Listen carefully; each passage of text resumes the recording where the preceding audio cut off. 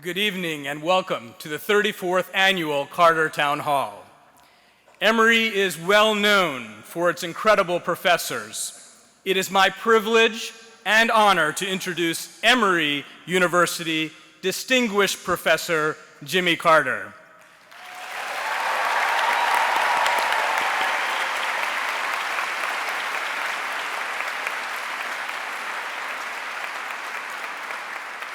In my experience, the best professors always have diverse interests. Professor Carter exemplifies this. He is an author and poet, a cabinet maker, a fisherman, and a painter. He is a caring man, a husband, a father, a grandfather, a Habitat for Humanity home builder, and a Sunday school teacher. Before Emory University Distinguished Professor Carter blessed our community, he was a farmer, a Navy officer, a governor, and you may have heard that he was the 39th President of the United States of America.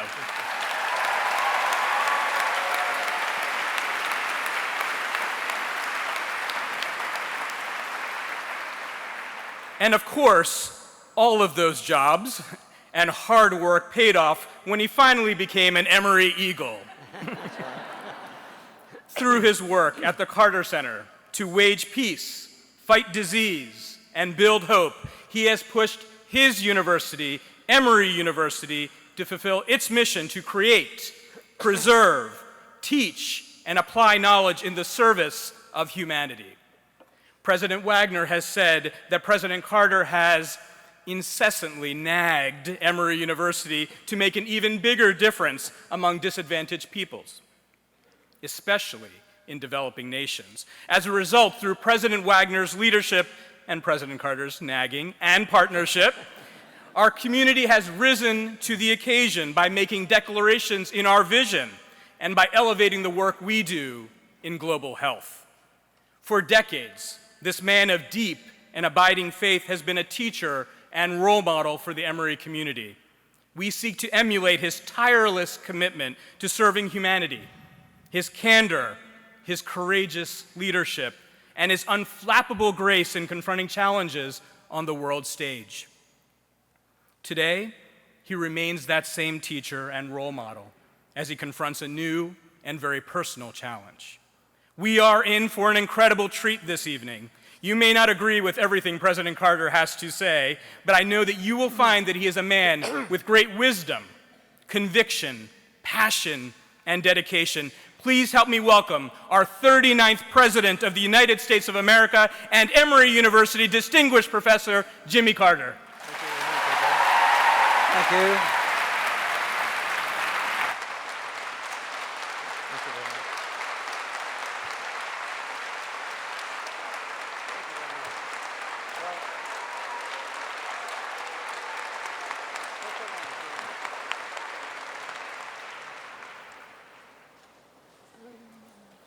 I've been looking forward to this meeting for a number of weeks with great trepidation.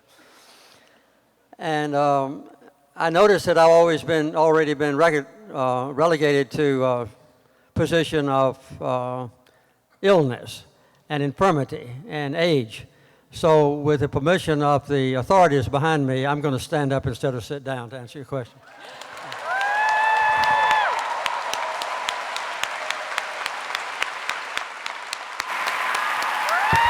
Thank you. I feel better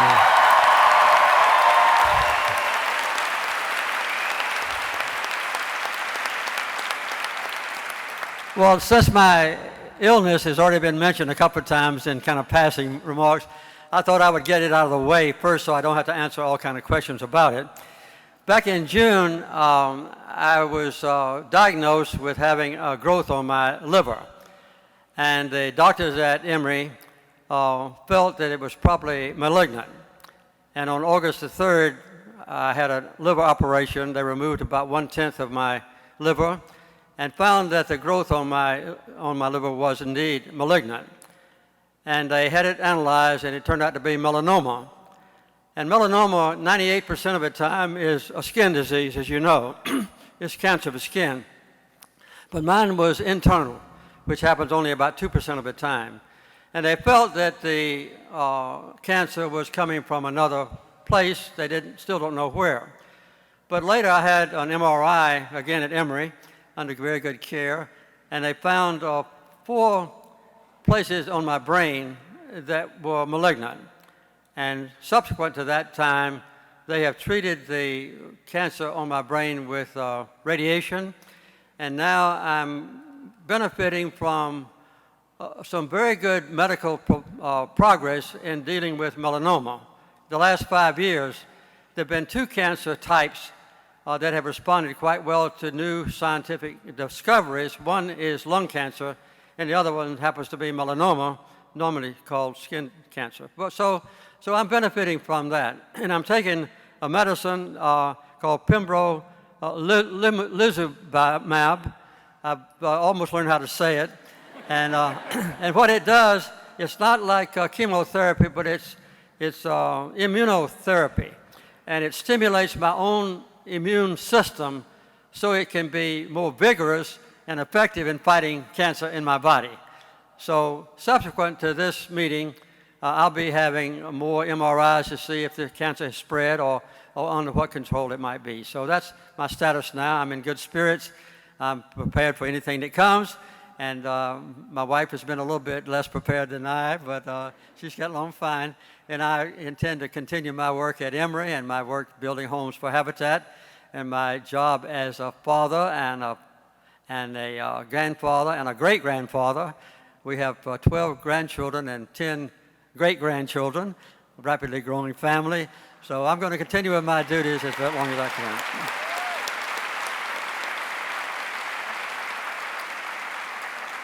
Well, that's taken up some of my time already, and I want to say what I generally say when I get up here when I'm not ill, and that is that Rose and I have visited about 145 countries on Earth.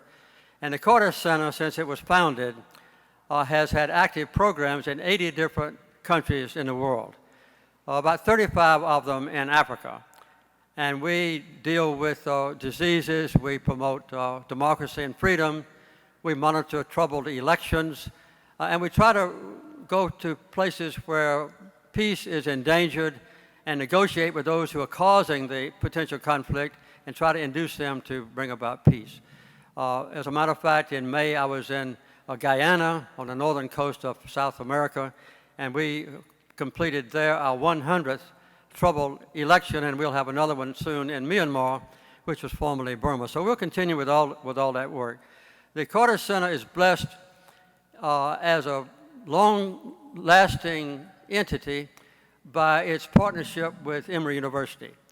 We have a governing board of about 22 people.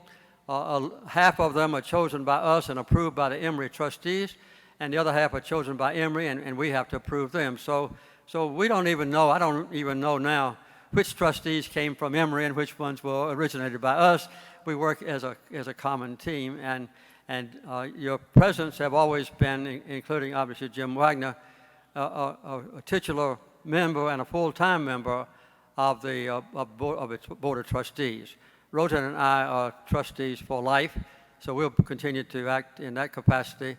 And our grandson, Jason, who ran for governor last election, will be the new chairman of our board of directors beginning in November. So that brings us up to date. The Carter Center is quite ready to continue its operation. I might point out that when I go to the 145 countries or the 80 countries, we always go representing Emory University. And it gives us a great deal of stature when we tell them we're from Emory, and we're representing the Carter Center as well. So we have a partnership that I hope will be excellent when your grandchildren are attending Emory as privileged students like you are now.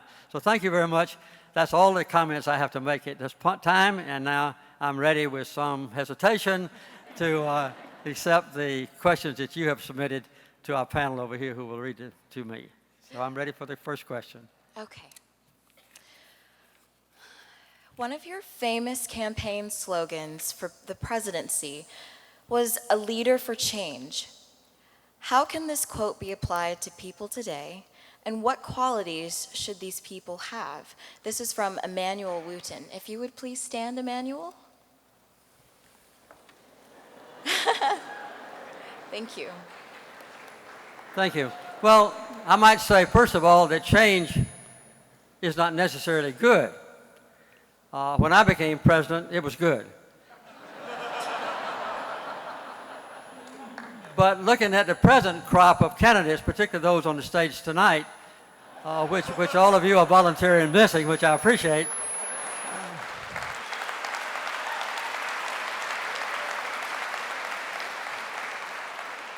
I'm not sure that some of the changes they are proposing are going to be good for our country or good for the rest of the world. I think our country needs to be, I would say, a superpower in every aspect of the word. Not only with the greatest and strongest military, but also a champion of a kind of commitments or moral values that make every person on earth proud of themselves and are derived from their religious beliefs or some other higher goal in life that they want to reach. I would like for our country to become a nation where if anyone on earth has a conflict that is impending or an ongoing war, they would say, why don't we go to Washington? Because the United States of America is a champion of peace. I would like for everyone on earth who suffers from human rights oppression to say, why don't we go to Washington, to America? Because America is demonstrated permanently that they are champions of human rights. I would like for everyone on earth who's concerned about global warming or the future of the existence of people on earth to say, why don't we go to America? Because that great nation is a champion of protecting the quality of our environment. I would like for everyone on earth, when they have a problem with deprived people who don't have adequate education or health care and so forth, to say, why don't we go to America? Because I know America is the most generous nation on earth. To me, that's what a superpower ought to be, and that's what I hope the next president will try to bring to the White House when he gets there, or she gets there. Thank you.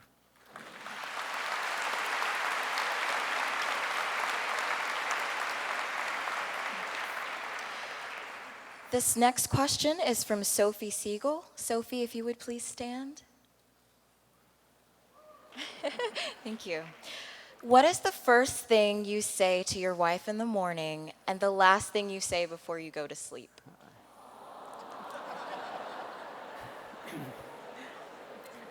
I'll have to go back a little ways.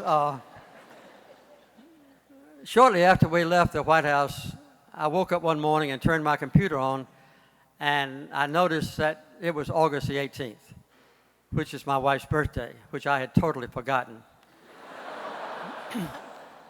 So I thought, what can I do? So I wrote out a note to my wife on a little card, and I said, Rosen, for your birthday, I have resolved to give you any wish that you have.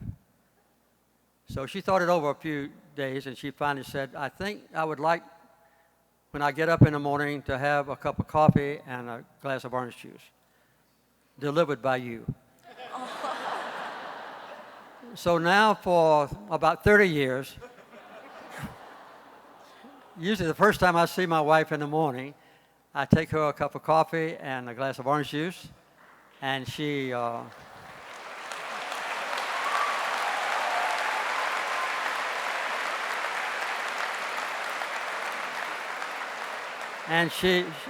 she repays me with a kiss, and we tell each other we love each other, and that's the way we start our day.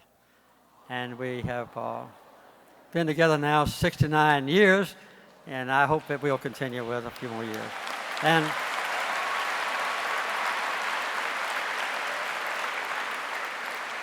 you said the last thing too, right?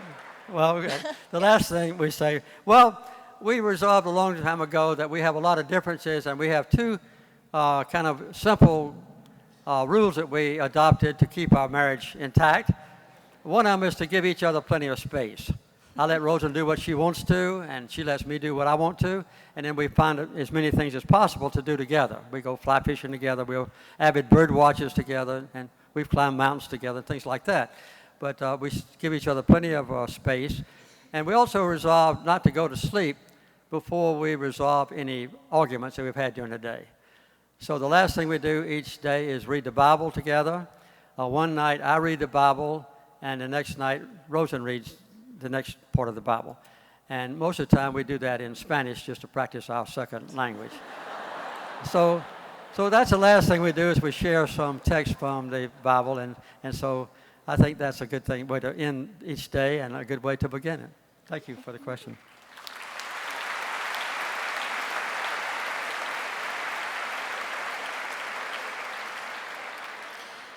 This next question is from Twitter.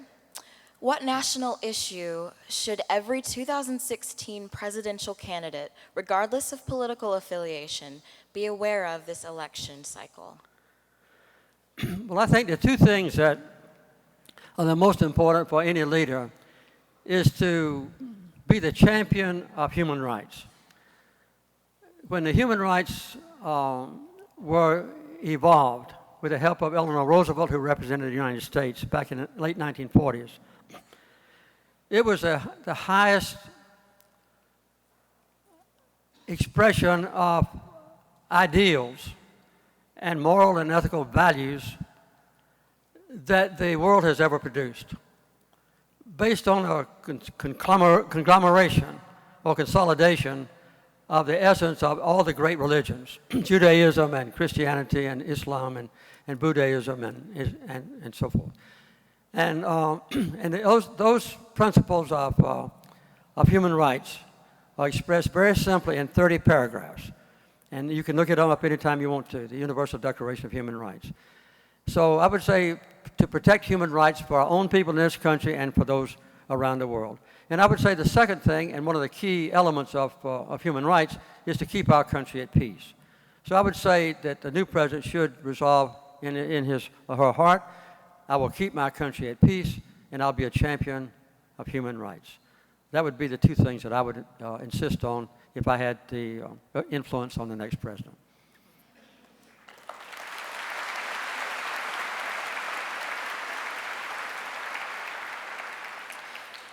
This next question is from James Baggins. Can you please stand, James?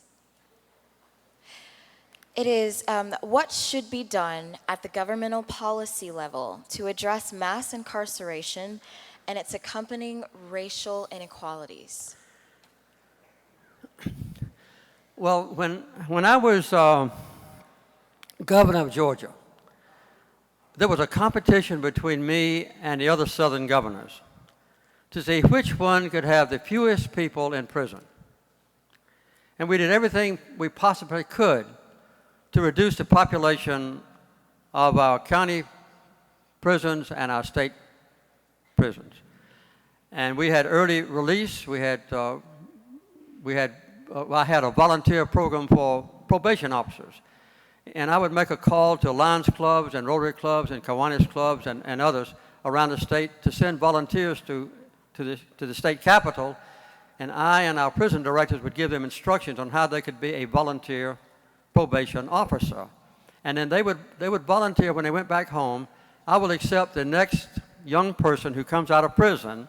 It may have been an African-American boy, for instance, and they would pledge themselves to visit that person's family ahead of time to get to know the person's family, who was still a prisoner, and when that person got out of jail, to find him a job, or her a job. And so that was one of the things we did. And we had then about one person in the United States, about one person per 1,000, one per 1,000 of our citizens in prison. Now we have more than 7 per 1,000 in prison. More than 7 times as many people are in prison now as there were when I became governor and even when I finished being president. The number of African-American women in prison since I left the White House has increased 800%. And the imprisonment and the executions as well are primarily concentrated on poor people. And I would say primarily African-Americans and others who may not have access to the highest level of legal protection if they are accused of a serious crime. And they are the ones that go to the electric chair or to be put to sleep with poisons, and they're the ones who serve in prison. We now have 3,700 people in the United States that are serving a life sentence who have never committed a crime of violence. They just accumulated imprisonment for having drugs and that sort of thing, maybe just marijuana. So we have a destitute and very improper, and I'd say almost an illegal system of justice in this country, where poor people basically serve their sentences and are executed for crimes, and the rich people get away with their crimes when they do commit them. And so that's something that needs to be drastically changed. The Congress is now looking at it primarily because the imprisonment of so many people is so costly to individual states. It costs more to keep somebody in prison than it does to put somebody through even Emory University. And so that is what that's what many states are worrying about, particularly California. So there's a movement in Congress now to reduce sentences, but they haven't done it yet. So this is one of the blights on our country. We're the only developed nation in the world that still has the death penalty. And no European country has the death penalty. And, of course, our neighbors don't have the death penalty. We do. And we should do away with the death penalty and completely, and we should make sure we have equity, and I'd say a minimum of sentencing of people that commit crimes.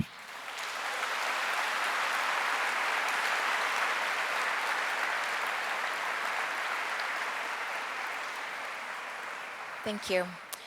This next question is from Katie Kaminsky. Would you please stand? What is your go-to fun fact? What is what? Your go-to fun fact. So when somebody asks you about anything, what's a fun fact you have about the world or any kind of trivia? I don't really know how to answer that question, but I don't understand it. My fun fact. Maybe even something about yourself that nobody else knows. Well,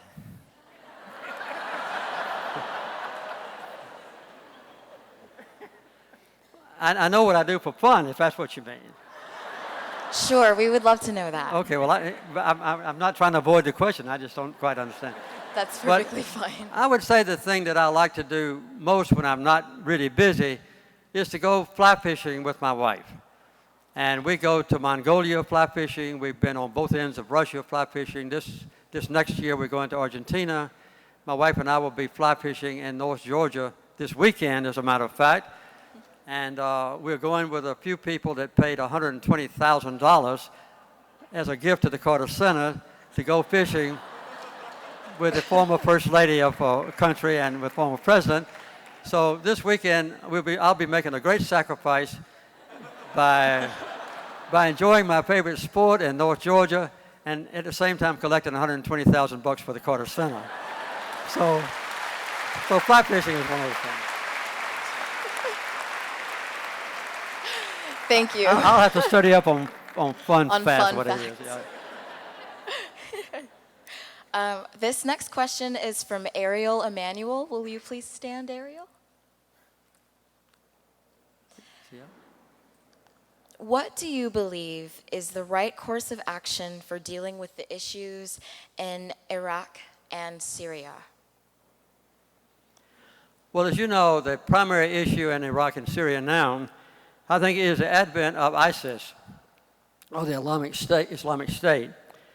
And that's been caused primarily by the lack of concerted effort to end the war in Syria.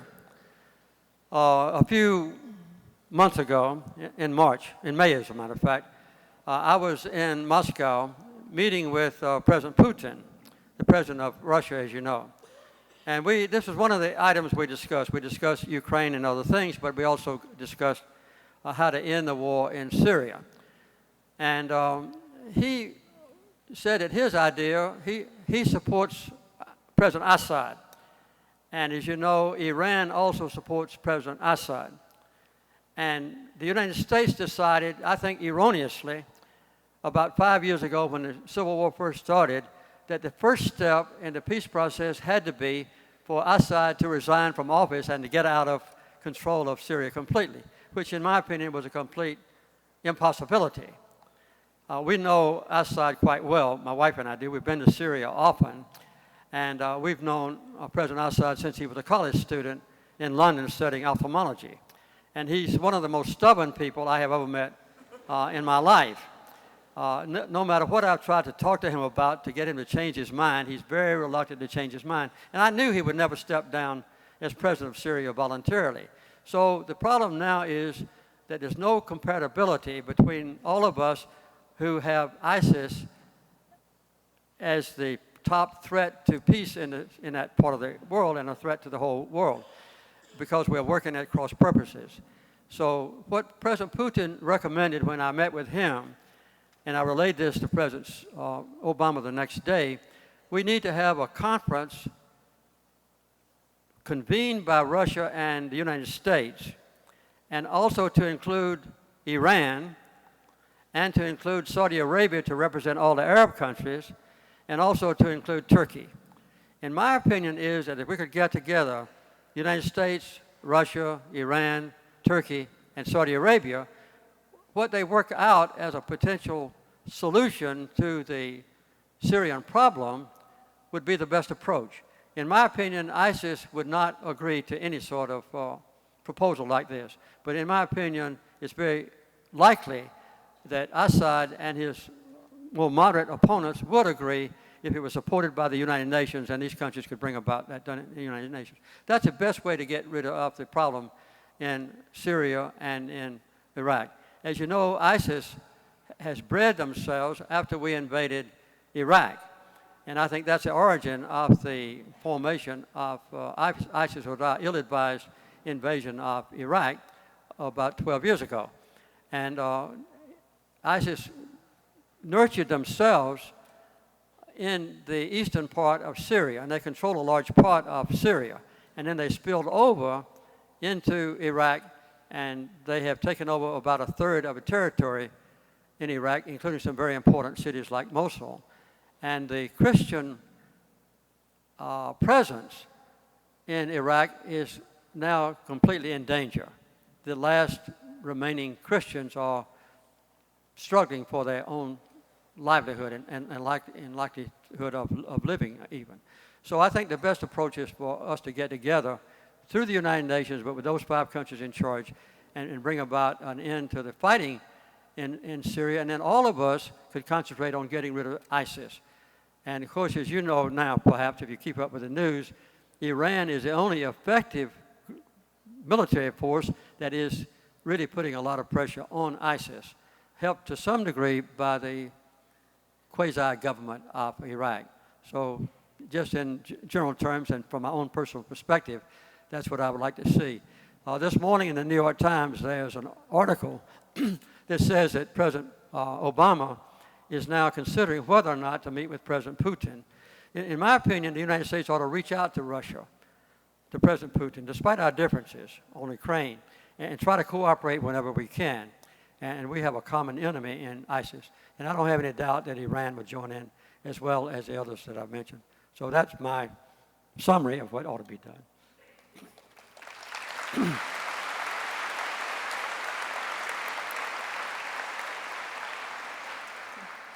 This next question. You might think I'm the only one in the world that has a solution to it, but.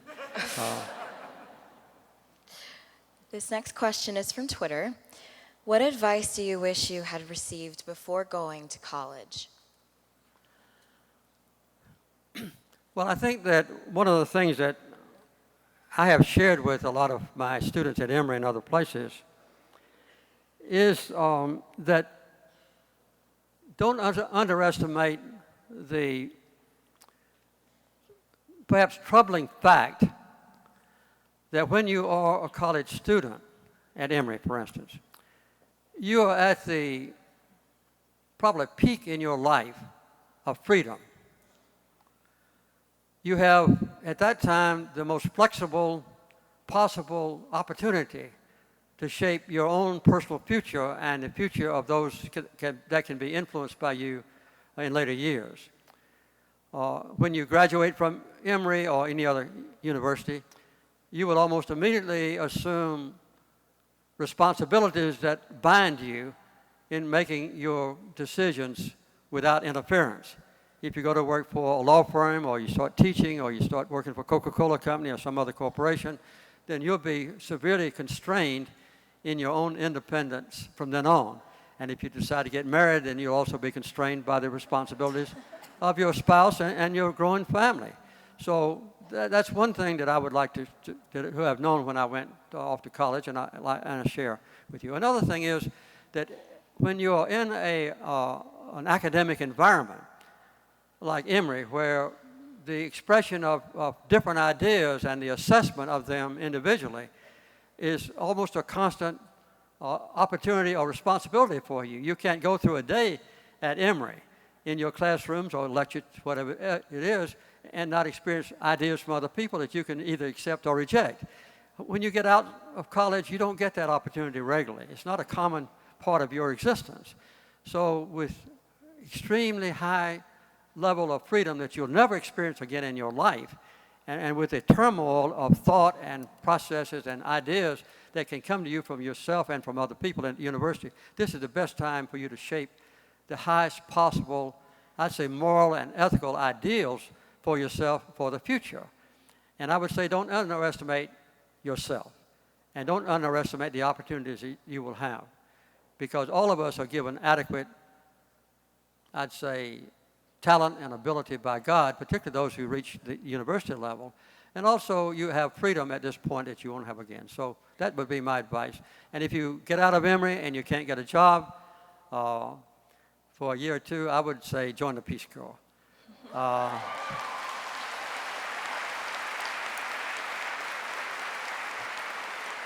And I'm sincere about that. My mother was a Peace Corps volunteer in India when she was 70 years old. And her grandson, Jason, her great-grandson, as a matter of fact, went to the Peace Corps in South Africa. And I would say that almost any graduate of the Peace Corps 2.5 years or so would find that when you seek employment, that experience that you have in learning a foreign country and having spent 2.5 years in a different country will be a great asset to you no matter what kind of corporation you want a job in. And so that would be my advice to you also. And I didn't have an opportunity when I finished Annapolis. I was in the Navy, ostensibly then for life. So that's my rambling thoughts. Thank you.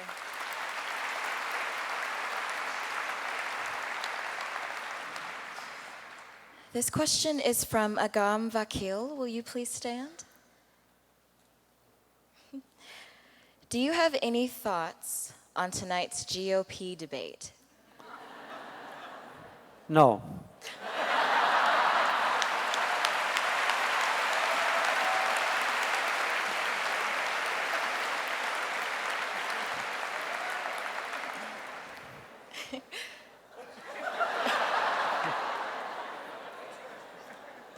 Next question. This one is from Twitter. By whom are you starstruck? Well, I've been starstruck by some great people that I have met. One of them, I think the first one that ever was an intimate friend of mine and whom I admired in every possible way was Anwar Sadat. Sadat was the president of Egypt, as you may know, when I became president of the United States. And Egypt and Israel had been at war 4 times in the previous 25 years. And Egypt was the only real challenger or threat to the safety and independence of Israel. And Sadat, as I got to know him, was not only wise, but he was extremely courageous, politically speaking and personally. He was a veteran of 3 of those wars. He was the president of a country that trusted him, and he was very generous and flexible in dealing with me and with the Israeli leaders with whom he met. Later, I got to know Nelson Mandela quite well. A different person, perhaps, from Sadat, but he was one of those that was awe-inspiring to me. I knew Nelson quite well. I now serve as a so-called elder. We have about a dozen of us who have graduated from political office and that sort of thing. including the former Secretary General of the United Nations, Kofi Annan, and Archbishop Tutu, Nelson Mandela himself before his death, his wife, and also the former president of Mexico, the former president of Brazil, the former president of Ireland, the former president of Finland, the former prime minister of Norway, for instance, who was also the head of the World Health Organization. 12 of us worked together, and this was a group put together by Nelson Mandela. And we still try to follow the instructions that we got from that inspired leader who showed the world what true statesmanship and personal courage could be. So those are two of the people that I have met in public life that have been awe-inspiring to me.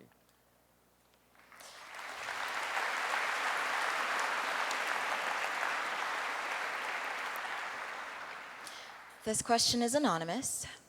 When faced with adversity, what motivates you to persevere? Well, I think everybody is faced with adversity sometimes in your life, either a disappointment when you couldn't reach the goal that you wanted, or maybe some financial problems, or a betrayal or loss of one of your loved ones, your parents, first of all, or maybe some other peer that you have. So everybody goes through times of success and failure, and achievement and disappointment, of happiness and sadness. And then all of us have to face the prospect at the end of our life of death. And so we go through a period of adversity and challenge and triumph, and that's inevitable in the life of every human being. So what has sustained me is the training that I got as a young person. My mother was a registered nurse. My father was a hardworking farmer who had confidence in me. They wanted me to go to college. It was during the Great Depression. My family didn't have any money, and nobody in my father's family had ever finished high school. And so I was the first one. I was a fairly good student, and my daddy and mother wanted me to go to college. There were only 2 free colleges in America then that we knew about. One was Annapolis, one was West Point. And so I chose Annapolis. So when I was 6 years old, if you'd asked me what I want to do when I grow up, I would have said I want to go to Annapolis and be a naval officer. So in the Navy, I learned about how to meet challenges and how to overcome those I was able to achieve, and to accept disappointments when I had them. I would say, though, that going through the political arena has also made me know how to win, know how to lose, and know how to smile when I lost, as well as grin when I won. And then, overwhelmingly, though, I would say that the best single answer to your question would be my religious faith. I happen to be a Christian. I know many of you have different beliefs, but I happen to be a Christian, and my faith in Jesus Christ as my Savior has been the sustaining factor in my life. When I reach an adversity, I turn to prayer, and I realize that my Creator gave me both life and certain talents and abilities, certain opportunities, and also He gave me freedom. So with a combination of life and freedom, I feel reassured. And I know that when I need a partnership in a time of adversity, I have a partner available to me who knows everything and can do anything. And all of us have that partnership if you want it. We can turn to God, who created us, who knows everything and can do anything, and in just a quiet moment in our lives, through prayer, we can call on our partner to give us strength, or to give us resolve, or to make us forgive other people, or to help us overcome a difficulty. So I would say that aspect of my religion has made it easier for me to withstand adversity, which is, finally got to the answer to your question.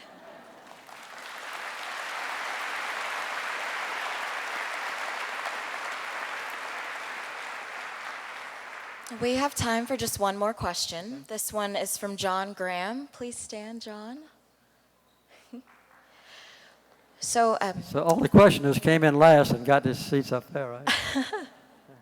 Go ahead. what is your most favorite memory of your time here at Emory? Well, I've had many favorite memories. When I came here from the White House, I didn't know anything about establishing the Carter Center. I was approached by then President Jim Laney, and I also had some other offers. I had inquiries from two major southern universities to let them consider me for president. And I didn't want to get involved in even worse politics than I had known in the White House. So I turned those two offers down. And then I had an offer from the Georgia Board of Regents to be a distinguished professor and to work among the 33 colleges and universities in the Georgia system. But I didn't want to deal with the state legislature. So almost by default, but with a great deal of gratitude, I accepted the invitation from Jim Laney to be a distinguished professor here, and as you know, that was 34 years ago. And so I would say that my best impression of being at Emory has been dealing with the presidents who have been enlightened and gifted in many ways, dealing with the professors and deans. Every month that I've been here for the last more than 30 years, I've had luncheon with 3 to 5 professors and deans from Emory. And we have a private luncheon either over here at first or now over at the Carter Center, and we talk about their work at Emory, and I tell them about the Carter Center's work. And then the highlight of my each year at Emory has been to go to different departments in the university system. I go from theology and religion to business to political science to history to English to medicine to nursing and so forth. And every month I go to a different department. And so I've been able to lecture there. So I think that the highlight of my experience at Emory have been to get to know such a diverse and constantly interesting, challenging, and I would say gratifying group of people at Emory. And the partnership that's grown between the Carter Center and Emory University and myself and Emory University has been one of the highlights of my life. And I want to thank all of you for letting me come and answer your questions tonight. And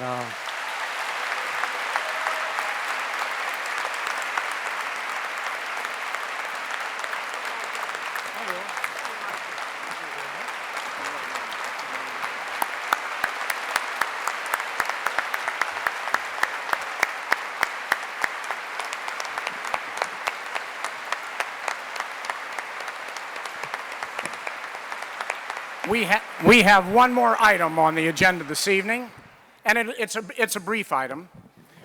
By the way, Mr. President, I had lunch today with President Jim Laney. He sends his regards, so he is a great man. Most of you don't know, and wouldn't have any reason to know, that one of the freedoms, one of the privileges given to Emory's president by our Board of Trustees is to make an award at our discretion on behalf of all of Emory University. It's called the President's Medal. It is to recognize those who through art and or intellect advance human understanding, advance the cause of peace. It's been my privilege to award it only 4 times in the 12 years that I've been here. And I won't have a chance next year to be here and to award it to you at the next Carter Town Hall. we are very sad about that. Well, don't, that's another topic. We can talk about that later. But I know you don't need another trinket, and I know you don't need another accolade, but I know from your Christian beliefs, with which I agree, by the way, as you know, it is understood that it is more blessed to give than to receive. So I will ask if you would bless us by receiving the President's Medal.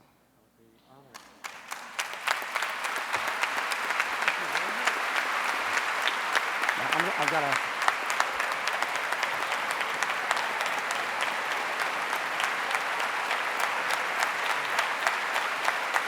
read this to you. Thank you. The citation goes like this. Emory University takes pleasure in honoring Jimmy Carter, president, humanitarian, writer, and professor. Our first meeting of you in August of 1979 marked the initial time that a sitting United States president set foot on Emory's campus. Fittingly, you turned a shovel of dirt to break ground for Emory's new chapel. For more than 3 decades, you have graced our campus as teacher, exhorter, raconteur, collaborator, and friend. You inspire us by your unyielding commitment to your vocation of waging peace, fighting disease, and building hope. You encourage a greater international reach of our faculty, lecture in every school and college of the university, and remind us that scholarship without humane purpose is like an angler well-versed in streams but without a rod and reel. Trained as an engineer, which I like, you evince the hallmark qualities of those educated in the liberal arts: a questing curiosity, an analytical mind, a capacity for moral imagination, and an understanding of the human spirit revealed through art,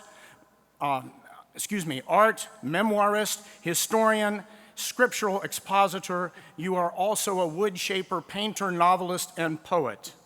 So on this, the eve of the 177th anniversary of the first classes ever taught at Emory College in 1838, we confer upon you the Emory President's Medal. Thank you for receiving it, Mr. President. And